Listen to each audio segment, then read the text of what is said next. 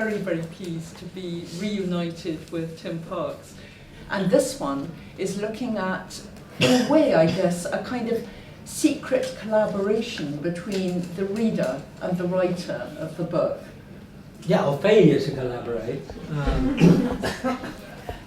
I think the best way into the book is, I'm just going to read a little bit from the beginning. At the beginning of the book, I have 4 imagined meetings with authors who you all know. I'm really trying to give a sense of the continuity between the whole way the writer lives and his behaviour, the way he writes, and the way you react to him.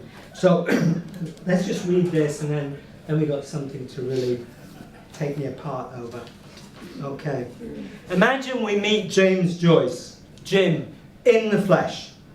We're on the seafront in Trieste shortly before the Great War, or on the Kreuzerstrasse in Zurich in 1918, or on the Boulevard Saint-Michel in the 30s. What do we talk about? Well, there's a script that many people attested to. First of all, a few names will be mentioned. People we know in common, perhaps. Irish people, of course. Dubliners, that is. We speak about Dublin.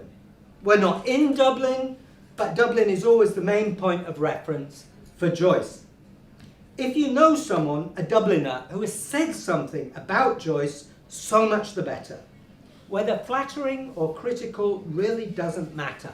What's important is that they are talking about Joyce in Dublin. I'm really not talking about the public persona of the author. I'm talking about the whole person. When you write a book, it changes the relationship between you and other people around you, but also between you and the public. You know, when Thomas Hardy writes Test of the D'Urbervilles, you know, it's a major problem for his marriage. And when he writes Judah the Obscure, it's like the death of any possible, because it's so clear to his wife what's going on. You know, when Joyce writes Exiles, it clearly changes the nature of his marriage, and how could it not? And a lot of other relationships as well.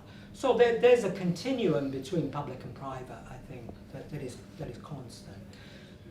What I try to do then is sort of look at both the stories and the lives and the kind of relationships that form, and then ask, how does a reader fit into that? Like, where is the reader coming from? I'm coming from this particular world, and I begin to realize that the way I read books has entirely to do with the atmosphere that I grew up in.